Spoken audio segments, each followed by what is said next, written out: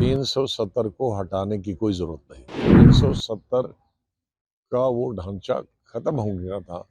Prime minister अब नहीं था, राष्ट्रपति नहीं था, पार्लियामेंट देश की ही थी, अलग नहीं थी। जो थोड़ा बहुत ढांचा रहा था वो लोगों के हित में था। जो देश के स्टेट के हित वाली थी वो बचा था, उसको तो रखना चाहिए था। 370 के बारे में मैं पार्लियामेंट में भी बहुत बोल चुका हूँ। जम्मू कश्मीर में 370 को हटाने की कोई जरूरत नहीं। जम्मू कश्मीर हिंदुस्तान का हिस्सा उसी वक्त बन गया था जिस वक्त महाराजा ने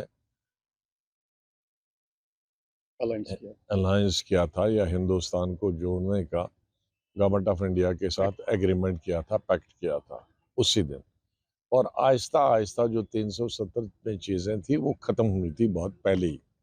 अब इसमें एक ढांचा रहा था, एक सेंटिमेंट रहा था। जैसे दक्षिण में आप हिंदी कहीं भी करा सकते हो, जम्मू कश्मीर में स्कूलों में पढ़ा सकते हो, लेकिन तमिलनाडु के अंदर नहीं पढ़ा सकते हो। एक सेंटिमेंट की बात है। तो ऐसा ये नहीं मतलब है कि उनको हिंदी आती नहीं है या पढ़ते हैं, लेकिन सरकारी तौर पर वो नहीं थोपना चाहते हैं सेंटिमेंट। और सब प्राइम मिनिस्टरों ने कोशिश की, नेहरू से लेकर और मोदी साहब तक सब फेल हो गए वहाँ हिंदी को लागू कराने के लिए। तो इसी तरह से 370 का वो ढांचा खत्म हो गया था। प्राइम मिनिस्टर अब नहीं था, राष्ट्रपति नहीं था, पार्लियामेंट देश की ही थी, अलग नहीं थी, सुप्रीम कोर्ट देश की ही थी, इनकम टैक्स आ गया, ईडी आ गया, सब कुछ आ गया जो पूरे देश में है। तो अब ये एक जो थोड़ा बहुत ढांचा रहा था वो लोगों के हित में था। बाहर से कोई नौकरी नहीं कर सकता, तो वो महाराजा ने किया था, वो लोगों के हित में था। जमीन नहीं खरीद सकता, वो लोगों के हित में था। क्यों नहीं खरीद सकता? क्योंकि हमारे पास सिर्फ जंगलात और पहाड़ी है, थोड़ी सी जमीन है, वो अपने लोगों के लिए पूरी नहीं है। वो बाहर से आएंगे तो फिर कहाँ जाएंगे? तो लोगों के हित की थी।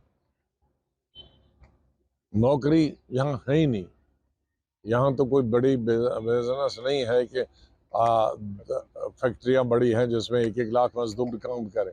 फैक्ट्री है 4 आदमियों की, तो वो नहीं। तो ये जो देश के स्टेट के हित वाली थी वो बचा था, उसको तो रखना चाहिए था।